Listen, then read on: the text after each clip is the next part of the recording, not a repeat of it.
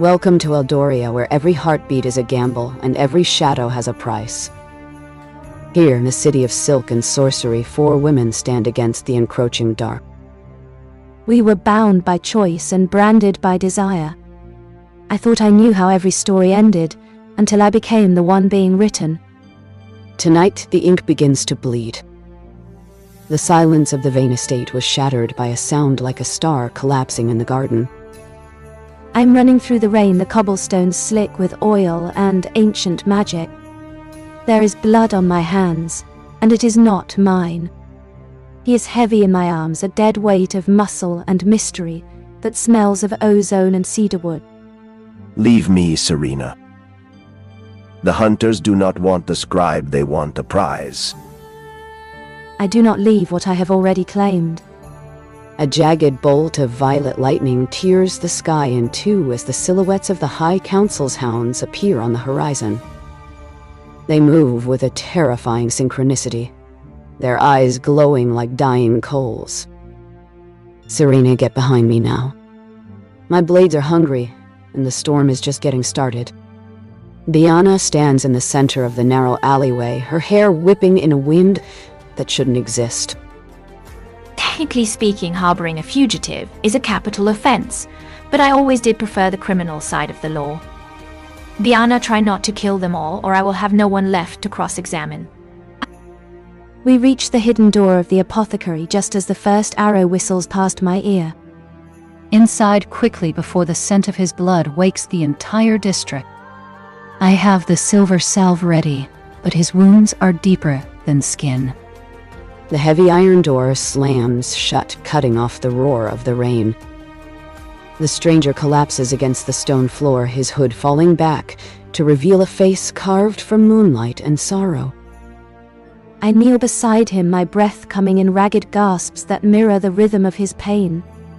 His hand catches mine, and for a moment the world dissolves into a haze of heat and static. You should have let me die in the rain, Serena Vayne. Now you are part of the prophecy you spent years pretending to write. A wonderful prophet. Can you predict if we are going to be executed by dawn, or is that a surprise for later? From the other side of the door comes a sound that stops every heart in the room. It is not a knock, but a whisper that vibrates through the very wood. The lock begins to turn not by a key, but by the force of a name being spoken. The iron lock glowed a sickly, incandescent green before melting into a pool of shimmering slag. The door creaked open, revealing a void where the street should have been. The temperature in the apothecary dropped until my breath turned into a silver mist. I felt the stranger pull me closer, his body, a shield of burning heat against the sudden unnatural cold.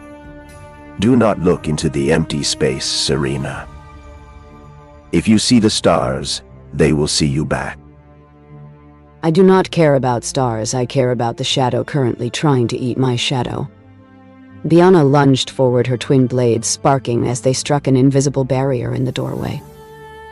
A low melodic hum filled the air, making the glass vials on Kalla's shelves vibrate and sing.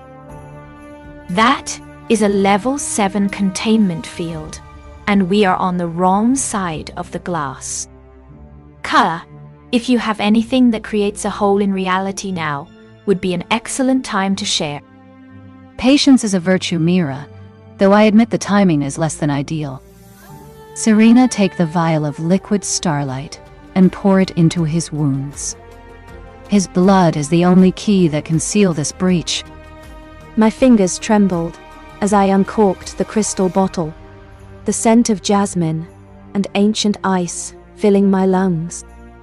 I looked at the stranger, his eyes wide and dark, reflecting a history I was only beginning to understand. I am sorry, I whispered, as I tilted the glowing liquid over the jagged tear in his shoulder. The stranger let out a low guttural sound that was half gasp and half growl. As the starlight touched his blood, the room exploded into a blinding kaleidoscope of violet and gold. The physical world seemed to peel away like wet parchment. I felt his hand grip the back of my neck, pulling me into the center of the magical storm. It is too late to be gentle, Serena. Hold on to me, or you will be lost in the ink. The floorboards beneath them dissolved into a sea of swirling black fluid. Kalla reached for Biana while Mira grabbed the edge of a floating table, her sarcastic mask finally slipping. I am definitely going to sue the universe for this. With a violent jolt, the apothecary vanished, and they were falling through a tunnel of light and shadow. I squeezed my eyes shut, feeling the wind whip my hair, and the intense electric pull of the stranger's soul against mine. We weren't just moving through space, we were moving through the layers of a story. They hit a solid surface with a bone-jarring thud. The air here was heavy with the smell of old books and damp earth. I opened my eyes and realized we were no longer in the city. We were standing in a library that had no end and no beginning. And standing at the center of the hall was a version of myself I didn't recognize. The double of Serena held a quill made of a human rib bone, and her eyes were voids of ink. She smiled, and the sound was like the tearing of a page. The silence of the infinite library was heavier than the stones of Eldoria. Thousands of books hovered in the air, their pages fluttering like the wings of trapped birds. I looked at the woman who wore my face, and felt a coldness settle in my marrow that no magic could warm. She stood over a desk of black marble writing with a frantic rhythmic scratching that echoed off the high vaulted ceiling. Do not move, Serena.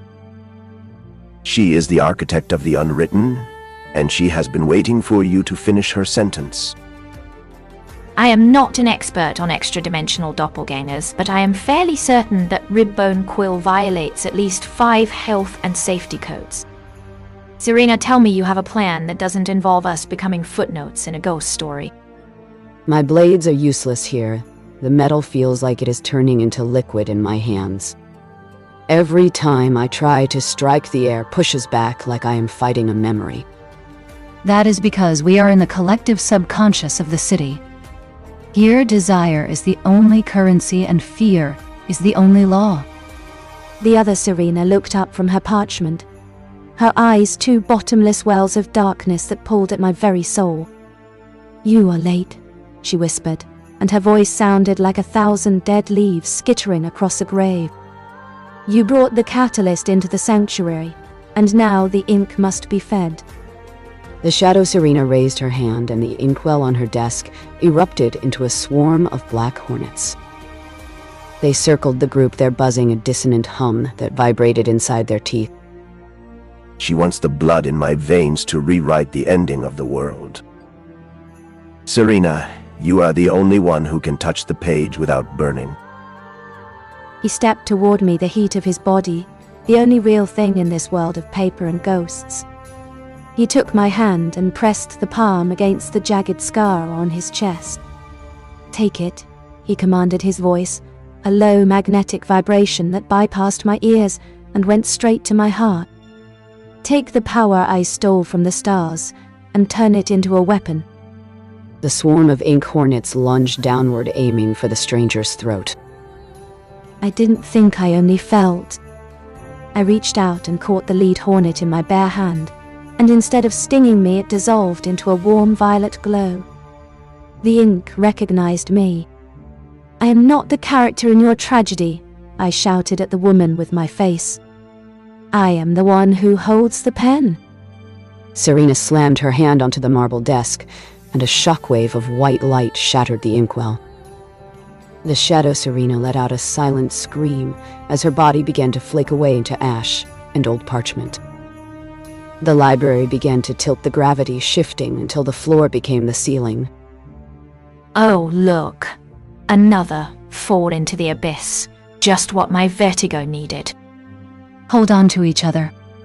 The transition is starting, and the destination is the one place we all feared to go.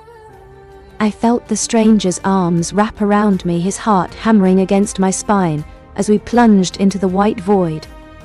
I could feel the story changing under my fingers, the words shifting and twisting into something new. But as the light swallowed us, I realized that rewriting the past always leaves a stain on the future. They landed in the center of the High Council's plaza, surrounded by 1,000 silver spears. And standing at the head of the army was the one person Serena never wanted to see again. My father. The silver spears formed a forest of cold light beneath the twin moons of Eldoria. High Inquisitor Vayne stood at the top of the marble stairs, his white robes stained with the shadows of the plaza. My father looked at me not as a daughter, but as a defect in a perfect machine. He held a scepter that hummed with the collective heartbeat of the city's magic. He is not your father anymore, Serena. He is the vessel for the law, and the law has no room for us. Lord Vayne, I believe my clients have a significant amount of back pay and a very strong case for unlawful imprisonment. Unless, of course, you intend to settle this outside of court with those very shiny and very illegal weapons. Enough talking, Mira. They have us surrounded, and my lightning is screaming to be let off the leash. Stay calm, Biana. If we break the seal here, we burn the whole district to the ground. I stepped forward, the stranger's hand still anchored to mine, the heat of his skin, giving me the courage to breathe. You spent my whole life telling me that stories were for the weak, father. But I have seen the ink, and I have seen the architect. You are protecting a cage, not a kingdom. The High Inquisitor raised his scepter, and the silver spears began to hum a high-pitched note that shattered every window in the plaza. A wave of pure force slammed into them, throwing Biana and Kalla to the ground. He wants me, Serena. He wants to put the stars back into the box and use my blood to lock it. If I stay, you might live. I looked at the man who had appeared in my room, like a dying star, and realized I didn't care about the safety of the shore. I would rather drown in the deep with him than live in a world without color. No, I whispered, pulling him closer until our foreheads touched. We write the ending together. Serena reached for the ink that still pulsed beneath her skin and pulled it outward into a physical blade of violet light. The stranger mirrored her movement, his shadow expanding until it swallowed the silver light of the spears. They moved as one, a single entity of light and dark, cutting through the council's line. Finally, some action, even if it is a logistical nightmare. Now we're talking.